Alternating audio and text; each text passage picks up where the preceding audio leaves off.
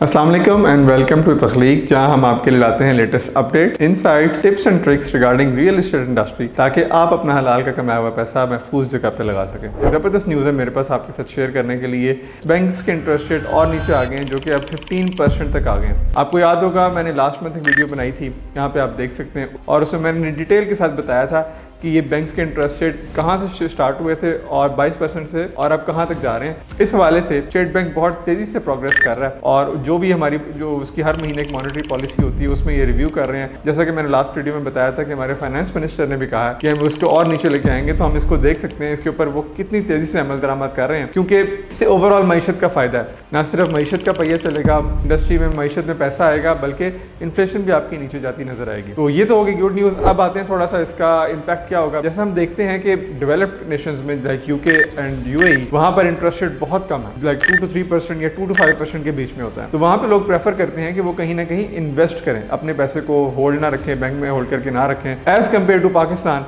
जहाँ पे जब लोगों ने ठीक ठाक प्रॉफिट एंजॉय किए, बैंक्स की भी रिकॉर्ड प्रॉफिट्स नजर आए और लोगों ने भी ठीक ठाक पैसे एंजॉय किए। सिर्फ 1 करोड़ रुपया रखवा कर वो वहाँ पर उन्हें 1-2 लाख रुपया घर बैठे मिल जाता था। कोई भी प्रेफर नहीं करता था कि वो पैसे वहाँ से निकाल के कहीं और इन्वेस्ट करे। और अगर मैं आपको एक फिगर दूं तो तकरीबन $9 बिलियन की अमाउंट आपके बैंक्स में पार्क हुई हुई थी पिछले 2-3 सालों में। अब जस्ट इमेजिन वो अमाउंट जब निकलेगी तो वो डिफरेंट इंस्टीट्यूशन में इन्वेस्ट होगी, सबसे बड़ा आपका बिजनेसेस में आएगी, आपकी मईशत का पहिया चलेगा, लोगों को रोजगार मिलेगा, तो ओवरऑल हमें बेहतरी नजर आएगी। इसका एक अर्ली साइन हम अभी देख सकते हैं स्टॉक मार्केट के ऊपर। अगर आप लोग नजर रखते हैं तो आप लोगों को पता होगा कि स्टॉक मार्केट अपने रिकॉर्ड हाई बना रही है और उसको भी तोड़ रही है। तो ये पैसा कहाँ से आ रहा है? कुछ ऑब्वियसली बाहर से पैसा आ रहा है और कुछ पैसा जो लोगों ने बैंक्स में रखा हुआ था वो निकाल के वो स्टॉक मार्केट में इन्वेस्ट कर रहे हैं। अब वो एक सिंपल सी कैलकुलेशन करते हैं कि अगर हम एक इन्वेस्टमेंट करते हैं लाइक 1 करोड़ रुपए की, तो वो उसके ऊपर उन्हें कितना रिटर्न मिलेगा। और अगर वो यही चीज़ कहीं रियल एस्टेट में कुछ इन्वेस्टमेंट करके रखते हैं, या कोई उन्हें रेंट आना शुरू होता है,